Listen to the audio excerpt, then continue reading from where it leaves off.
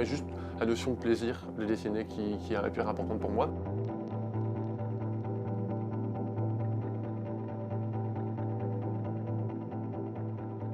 C'est en moi, je me lève au matin, j'ai envie de dessiner, c'est quelque chose qui est plus qu'une passion, c'est une raison de vivre. Si je m'arrête, je vais faire une dépression.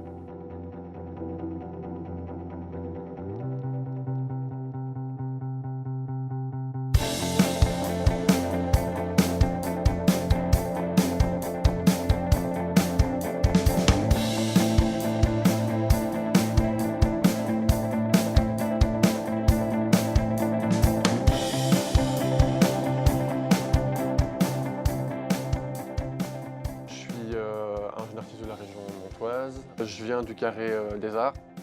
J'ai fait 5 ans d'études là-bas, dont 3 ans. J'ai un peu testé plein de choses différentes, j'ai balbutié, j'ai un peu été aussi voir ailleurs, toujours dans le milieu de l'art bien sûr.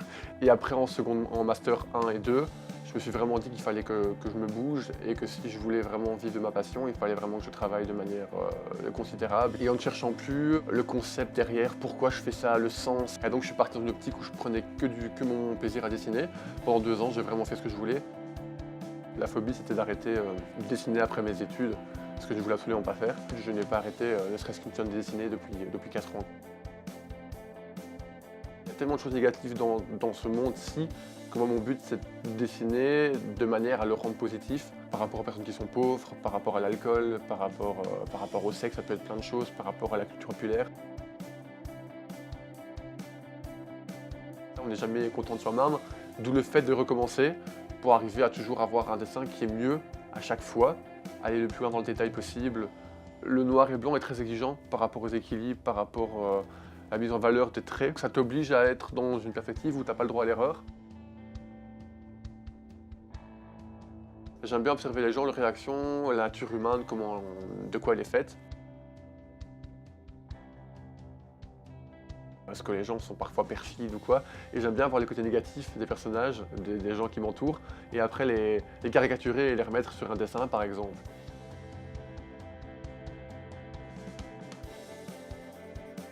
Je suis un garçon né en 86, donc tout ce qui est l'époque des films d'Iron Man comme Jurassic Park, les Beetlejuice compagnie ou quoi, ça c'est beaucoup des films qui m'ont influencé et qui m'ont défini en tant que personne aussi par rapport à l'imaginaire que je peux travailler.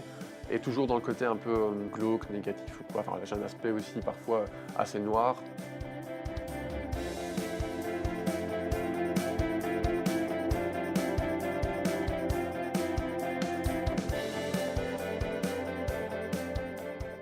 En référence, mais moi j'ai Jérôme Bosch, un grand peintre moyenâgeux. Il y a Macbeth. Sinon, tout ce qui est à bande dessinée par rapport à Gottlieb, Franquin ou quoi, le travail du noir et blanc, les idées noires, c'est hyper intéressant.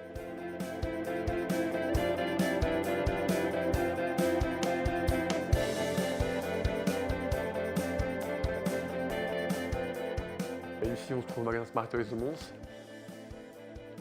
C'est un endroit où je vais régulièrement avec le vendeur ici, je m'entends super bien et on parle régulièrement de jeux vidéo, compagnie et tout, parce qu'en fait, c'est une influence qui est présente chez moi. Parmi cet art, je trouve vraiment des inspirations vraiment définies, ne serait-ce que par rapport aux jaquettes qu'on voit des jeux, aux graphismes qui en ressortent, tout ce qui est les jeux d'ambiance, les jeux atmosphériques. C'est un art que tout le monde connaît, que beaucoup de gens pratiquent, en passant des petits jeunes aux plus vieux. Et pourquoi s'en priver si c'est bon pour tout le monde?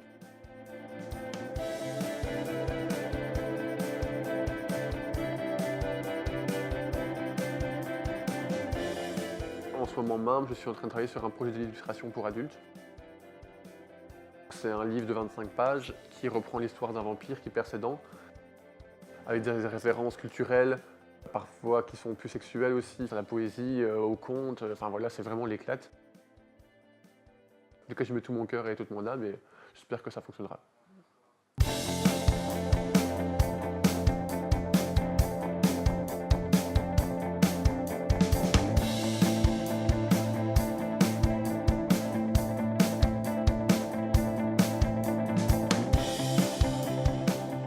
Au revoir, hein. Salut, à plus.